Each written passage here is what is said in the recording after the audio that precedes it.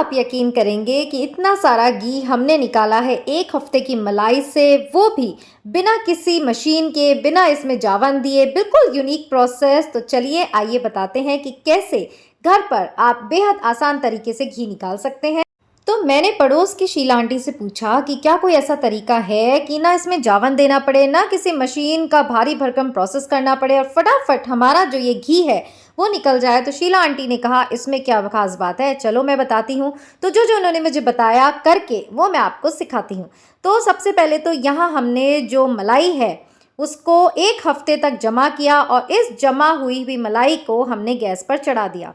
अब मैंने शीला आंटी से पूछा कि इतना जो इसमें दूध दिख रहा है उसका क्या? तो उन्होंने कहा अरे देखती जाओ क्या क्या हम करने वाले हैं। तो मैं भी खड़ी खड़ी देखती रही कि देखो ज़रा कैसे घी निकलता है, वो भी दुगनी क्वांटिटी में। तो यहाँ जो मलाई है एक उबाल आने पर अच्छे से जो है डिज़ोल्व हो गई, सारी मलाई पिघल गई और अब उन्होंने गैस की फ्लेम को कर दिया ऑफ। और अब गैस की फ्लेम को ऑफ करने के बाद उन्होंने इस तरह दिखाया कि देखो अब मलाई और दूध जो है वो एकसार हो गया है। अब तो मेरा दिमाग और भी घूमा कि अब इससे घी कैसे निकलेगा, पर क्या करती उन्होंने चुप कर दिया था। तो चलिए गैस की फ्लेम ऑन करने के बाद उन्होंने इस तरह मुझे दिखाया और फिर कहा कि अरे चिंता मत करो, तुम्हारी मलाई नहीं बिगड़ेगी। तो मैंने भी कहा ठीक है, अब विश्वास किया है तो करना ही है। तो अब उन्होंने क्या किया, बिल्कुल यूनिक प्रोसेस जो मैंने कभी देखा नहीं था वो किया। 1 ग्लास लिया, उसमें पानी भरा और उसको इस मलाई जो कि अब मुझे दूध नज़र आ रही है उसमें रख दिया और मेरा दिमाग और चकराया कि भाई अब इसको क्या करने वाले हैं। पर उन्होंने कहा चलो मैं सारा काम निपटा के आती हूँ, जब तक तुम इसको रख दो फ्रिज में। तो मैंने कहा फ्रिज में कैसे जमेगा, इसको ऐसा करते हैं फ्रीज़र में रख देते। तो उन्होंने कहा ये गलती मत करना, इसको रखना है फ्रिज में। और 4 घंटे फ्रिज में रखने के बाद जब सारा काम निपटा कर वो वापस मेरे घर आई तो उन्होंने ये ग्लास को निकाल दिया और मुझे बड़ा आश्चर्य हुआ कि हमने जो ये दूध नज़र आ रहा था, मलाई इसमें कहीं दिख ही नहीं रही थी, तो जमकर वापस ये गाढ़ा हो गया। और अब जो ठंडा ठंडा पानी ग्लास में हो गया था क्योंकि फ्रिज में रखा था, उन्होंने उसको इस तरह इस होल में डाला जो कि ग्लास को हटाने से हुआ था और जो दूध का अंश है उसमें से सारा एक्सट्रैक्ट कर लिया। तो 2 से 3 बार उन्होंने यही प्रोसेस किया, ठंडा ठंडा पानी इस होल में डाला और जो सारा दूध था वो मलाई से अलग होने लगा। भाई मुझे तो प्रोसेस बहुत ही शानदार लगा, पर अभी भी मुझे शक था कि क्या इससे इतना घी निकलेगा जितना कि मम्मी यूं ही निकाल लेती है। तो फिर उन्होंने बोला अरे भाई देखो तो सही, जब मुझ पर विश्वास किया है तो इतना तो करो। तो चलिए शीला आंटी पे विश्वास करते हैं और चुपचाप मैं खड़ी देखती रही। 2 से 3 बार उन्होंने इस प्रोसेस को फॉलो किया और ये सारा दूध मलाई से जो है अलग हो गया। अब मैंने उनसे पूछा कि अब भाई इतने सारे दूध का हम करेंगे क्या, ये तो सारा वेस्ट हुआ। तो उन्होंने कहा मुझे क्या ऐसे ही समझा है क्या, आम के आम और गुठलियों के धाम। इस जो दूध अलग हुआ है उससे उन्होंने इतना टेस्टी पनीर बनाया, तो उसकी रेसिपी हम फिर कभी बताएंगे। फिलहाल यहाँ उन्होंने अब इस मलाई को फेंटना शुरू किया। तो मैंने कहा भाई बिना जो मशीन है, बिना ब्लेंडर के ये काम कैसे होगा? तो उन्होंने कहा अरे होगा और भी जल्दी होगा, बस तुम देखती जाओ, चुपचाप खड़ी रहो। तो सोचा अब शीला आंटी को डिस्टर्ब ना ही किया जाए, नहीं तो ये जो मेरी मलाई है वो आधी रह जाएगी और वो अपने घर चली जाएंगी। तो इस तरह 5 मिनट उन्होंने चम्मच से हिलाते हुए इसे फेंटना शुरू किया और मैं देखती ही रह गई क्योंकि इतनी जल्दी इस दूध से जो है वो मक्खन अलग हो गया था।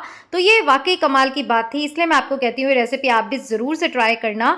जैसे कि मुझे लग रहा था कि ये मुश्किल ही निकलेगा, पर उन्होंने कहा कि ये जो हमने ग्लास वाला प्रोसेस किया था उससे फटाफट ये जो दूध है उससे मक्खन अलग हो जाता है। और अब आगे क्या वो कर रही हैं मैं आपको बताती हूँ। तो उन्होंने इस तरह मक्खन को हाथ से पकड़ा, उसमें से जो बचा हुआ दूध की क्वांटिटी थी वो वापस कढ़ाई में डाली और मक्खन को अलग करती गई।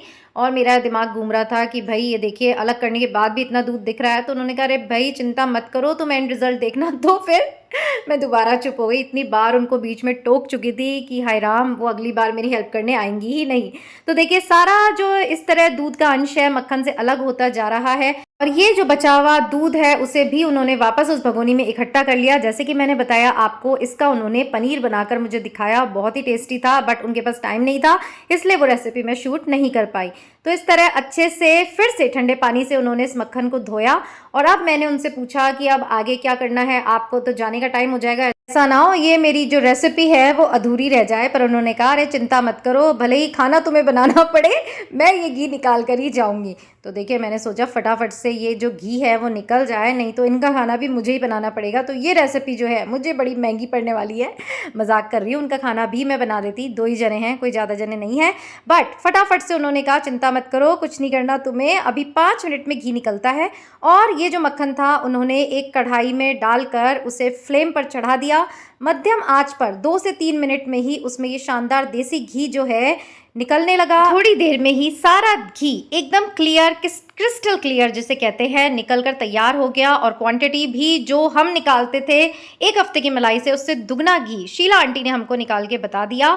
और इस तरह फिर इसे छान लिया। और गाइस छानने के बाद ये जो इतना सारा हमारे पास रेसिड्यू बच जाता था वो भी देखिए इतना सा ही इस घी के प्रोसेस में निकला है। तो एक बार ये प्रोसेस आप भी ट्राई कीजिएगा। और फिर मैंने शीला आंटी को थैंक यू बोला और कहा वाकई बेहद सुंदर ये घी जो है, इसका कलर आया है, बहुत ही अच्छा लग रहा है और खुशबू तो ज़बरदस्त आ रही थी। मैंने उनको थैंक यू कहा, पूरा डिब्बा जो है वो घी का भर गया।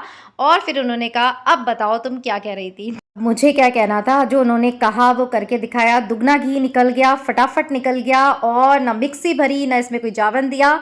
तो मैंने उनसे कहा थैंक यू सो मच, मुझे अब कुछ नहीं कहना, आप ग्रेट हो और आपने जो ये रेसिपी बनाने में मेरी हेल्प की उसके लिए बहुत बहुत थैंक यू। तो शीला आंटी खुश होकर अपने घर चली गई और उन्होंने घर जाकर अपना खाना बनाया। मैंने उनका खाना नहीं बनाया और उनकी इस हेल्प के लिए मैं उन्हें थैंक यू कहती हूँ। होप आपको भी ये रेसिपी ज़रूर पसंद आई होगी और एक बार ट्राई करनी तो बनती है। और मिलेंगे फिर यहीं तड़का विद स्टाइल पर। टिल देन अपना ध्यान रखिएगा, बाय।